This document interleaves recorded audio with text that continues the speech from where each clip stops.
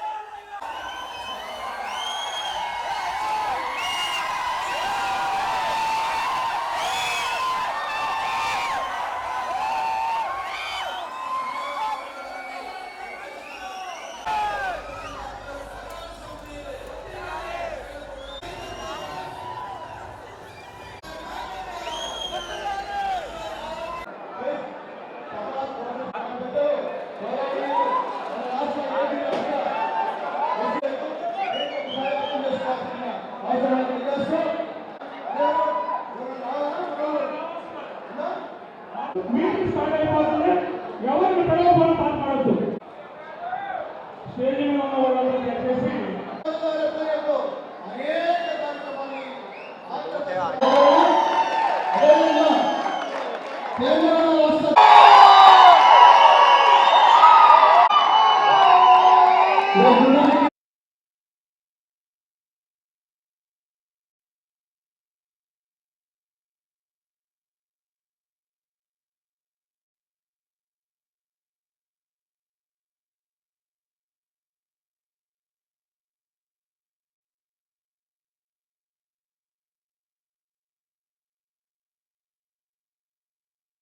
ముప్పై 39 కులాలు ఎస్టీలు లైన్లో ఉన్నాయి.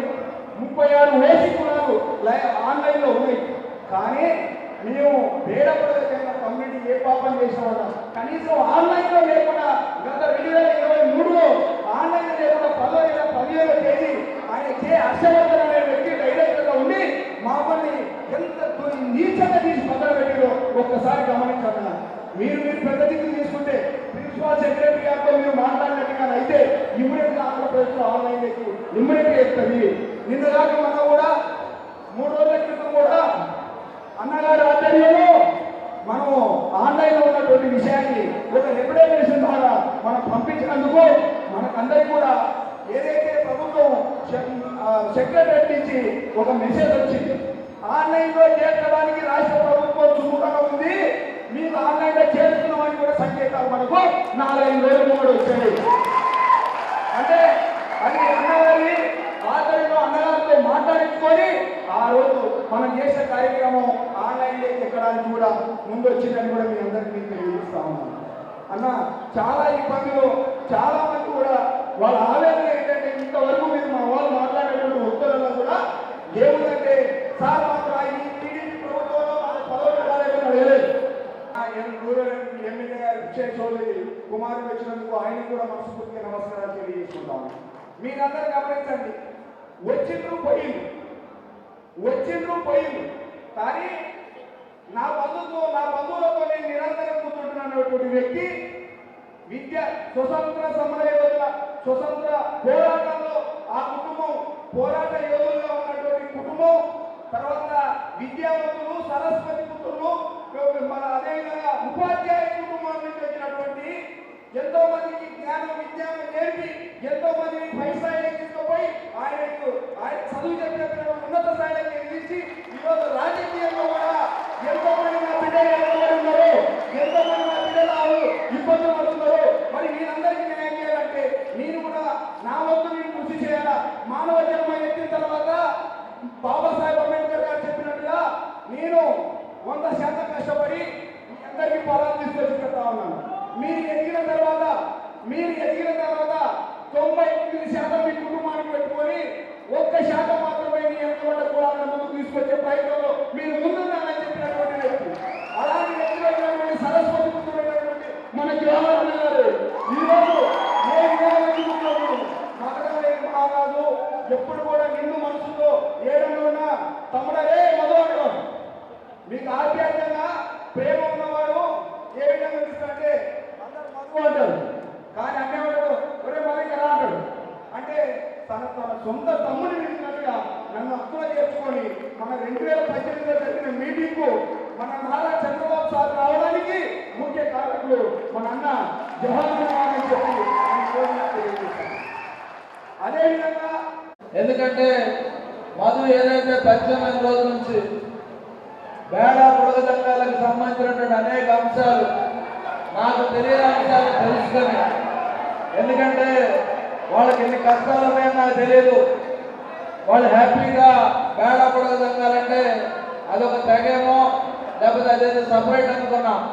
కానీ మధు వచ్చి కలిసిన తర్వాత మాలో ఒక భాగమైనటువంటి సందర్భం, దళితుల్లో ఒక భాగంగా ఉన్నటువంటి బేడా పొడగ సంఘాలు నా సోదరులే, నాతో పాటు వారు కూడా ఊరికి దూరంగా అంటరాని వారిగా వివక్షతో కూడినటువంటి వ్యవస్థలో బ్రతుకుతున్న వాళ్ళు, వాళ్ళని నాతో పాటు సమానంగా, ఎందుకంటే పైన ఉన్నాడు ఎలాగో రానివాడు, కనీసం మనం కూడా కలిసి లేకపోతే ఏ విధంగా ఉంటుంది, వచ్చిన ఇబ్బంది ఏంటని అన్ని ఆలోచన చేసి మధుని కూర్చున్న తర్వాత మధు ఒకటి అడిగాడు, అన్న జింగానా గ్రౌండ్స్లో మేము ఒక మీటింగ్ ఏర్పాటు చేస్తా ఉన్నాం అంటే, నేను ఒక సోషల్ వెల్ఫేర్ మంత్రిని కాదు, నేను ఎక్సైజ్ మంత్రిని, నాకు సంక్షేమానికి సంబంధం లేదు, కానీ నీ సంక్షేమానికి నాకు సంబంధం ఉంది.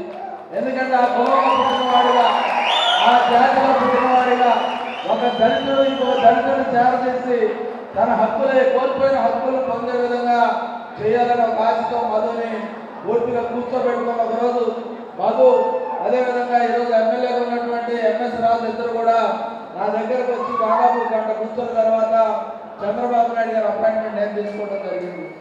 ఆయన తీసుకున్న తర్వాత చంద్రబాబు నాయుడు గారి ముందు జింగాల గ్రౌండ్స్ అయితే ఇబ్బంది అవుతుంది, ఆయన వెళ్ళడానికి సమయం పట్టదంటే అప్పటికప్పుడు ఆయన ఉండవారి నివాసంలో కార్యక్రమాన్ని ఏర్పాటు చేసి మీ ఉత్సాహాన్ని, మీ బాధని, మీ ఆందోళనని, మీ ఆవేదనని చంద్రబాబు నాయుడు గారికి వివరించి ఆయనతో మాట్లాడించి అదే రోజు శర్మ గారి కమిషన్ ఏర్పాటు చేసి ఆ ఏర్పాటు చేసినటువంటి కమిషన్ కూడా బేడా పొడవు సంఘాలకు కూడా ఏదైతే గతంలో లాగా మైగ్రేషన్ సర్టిఫికేట్లు కానీ, అదేవిధంగా తెలంగాణలో ఉన్న హక్కులు, కర్ణాటకలో ఉన్న హక్కులు ఆంధ్రప్రదేశ్లో కూడా ఉండాలని ఆ రోజు ఆయన తెలియజేసి ఆయన అంగీకరించి ఆ కమిషన్ రిపోర్ట్ తెప్పించుకున్న తర్వాత దురదృష్టవశాత్తు ప్రభుత్వాలు మారిన తర్వాత 23వ సంవత్సరంలో ఏదైతే ఆన్లైన్లో బేడా పొడవు సంఘాలను కూడా తీసేసిన విషయం మధు నాకు చెప్పాడు.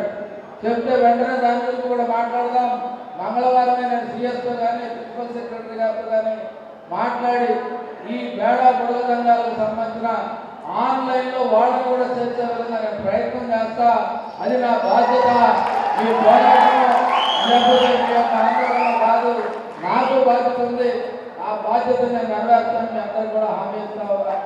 ఆ రోజు అయిపోయిన తర్వాత అసెంబ్లీలో పెట్టడం, అసెంబ్లీ తీర్మానం చేసిన తర్వాత అది కేంద్రంలో చేయాలంటే ఆ కేంద్రంలో చేసేదానికి కర్నూలులో సమావేశం ఏర్పాటు చేస్తే ఆ సమావేశం కూడా నేను మంత్రిగా వచ్చా.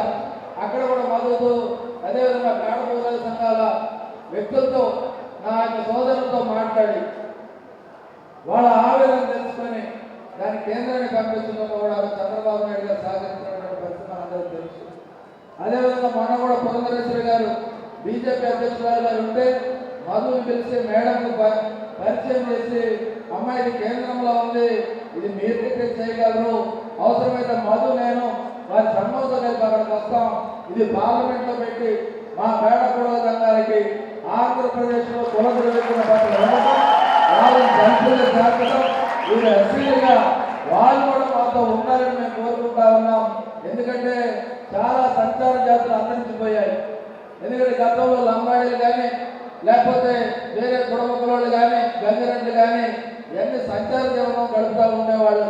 వాళ్ళంతా స్థిర నివాసం ఏర్పాటు చేసుకున్నారు. వాళ్ళ ఇళ్ళు వస్తూ ఉన్నాయి, హక్కులు వస్తూ ఉన్నాయి, అన్నీ వస్తూ ఉన్నాయి. ఇక ఆఖరిగా సంచార జీవనంతో కాస్తో కూస్తో వెనకబడినటువంటి సోదరులు బేడ పొడవు సంఘాలు వాళ్ళు మనుషులే, వాళ్ళ స్థిర నివాసం ఉండాలి, వాళ్ళని మనుషులు కలుపుకోవాలని ఒక సంకల్పమే ఈరోజు సమావేశం అని నేను భావిస్తా ఉన్నా. ఆత్మీయ సమ్మేళనం అంటే తెలుసు నాకు, మీ ఐక్యత నాకు తెలుసు. ఎందుకంటే ఏదన్నా కట్టుబాటు కుల కట్టుబాటు ఆలోచన బతుకుందంటే అది మీ యొక్క బేడ మిగతా కులాలు ఏవి కూడా ఈ రాష్ట్రంలో మిగతా కులాలు ఏవి కూడా ఇంత ఐక్యంగా ఉన్న సందర్భం లేదు. ఎందుకంటే మనందరం చూస్తూ ఉన్నాం, వర్గీకరణ 30 సంవత్సరాలు పోరాడినటువంటి కులం కూడా అనేక శాఖలుగా వెళ్ళిపోయింది పోరాటంలో. అదేవిధంగా ఈ మధ్యకాలంలో మీ దానికి కూడా కొంచెం చదవడానికి ప్రయత్నం చేస్తే నేను చూసి మందలించిన పరిస్థితి. ఐక్యంగా ఉండండి, సంఘర్షణ చేయండి, పోరాడండి, సాధించండి తప్ప ఇంట్లో కూర్చుంటే ఎవరు కూడా మీ దగ్గరకు వచ్చి బతిలాడరు. కూడా హక్కుల కోసం పోరాటం చేస్తేనే భారతదేశానికి స్వతంత్రం వచ్చింది తప్ప ఇంట్లో ఆయాసంగా ఎవరు పోరాడకుండా మొదటి సంగ్రామం దగ్గర నుంచి మొదలుపెట్టి 1885 దగ్గర నుంచి మొదలు పెడితే 1947 వరకు జరిగిన ఉద్యమాల్లో అతివాదులు ఉన్నారు, మితవాదులు ఉన్నారు, అందరూ కలిసి పోరాడితేనే భారతదేశానికి స్వతంత్రం వచ్చింది. ఇప్పుడు మీకు కావాల్సింది మీ బిడ్డల స్వాతంత్రం. మిమ్మల్ని చూసి నేను ఎందుకు ఆనందపడతానంటే దాదాపు 30 సంవత్సరాల పైన ఉన్న వాళ్ళందరూ కూడా జీవితం తుది చేసుకుంటున్నట్టే లెక్క. ఎందుకంటే వాళ్ళ భవిష్యత్తు ఏమి విద్యకు సంబంధించి ఉండదు, అదేవిధంగా సంక్షేమ కార్యక్రమాలకు ఉండదు. మీ పిల్లల కోసం మీరు కష్టపడతా ఉన్నారు, మీ పిల్లల భవిష్యత్తు కోసం పోరాడుతూ ఉన్నారు. ఆ పోరాటంలో నేను కూడా భాగస్వామ్యం అవుతాను. ఖచ్చితంగా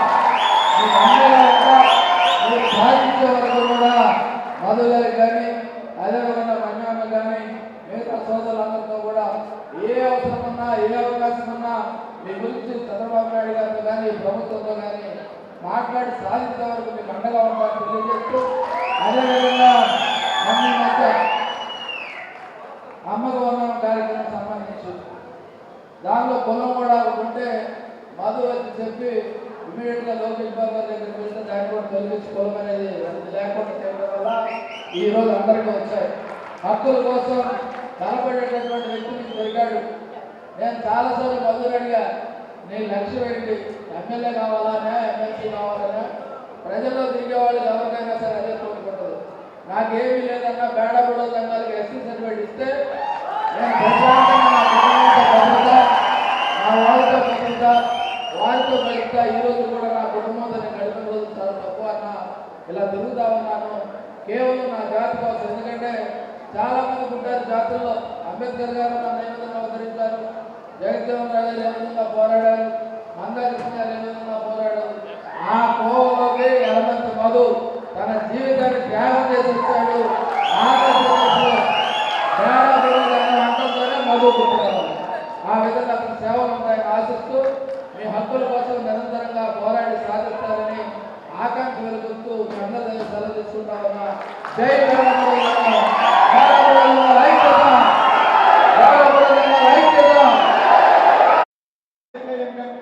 ఆ నివేదిక ఏమిటంటే 2023లో ఆన్లైన్లో మార్పు, దాంతో పాటుగా పార్లమెంట్లో సమస్య ఉంది. మీ ఆధ్వర్యంలో జై గురుదత్తం.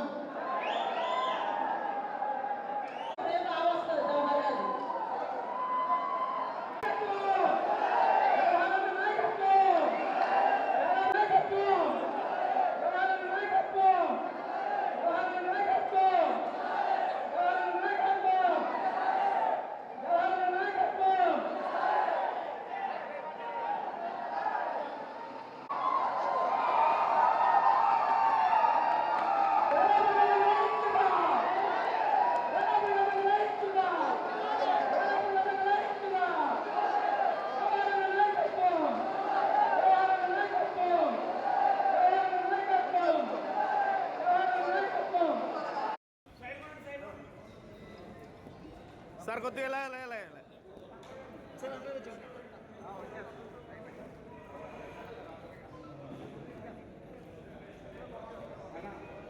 కృష్ణ పాపం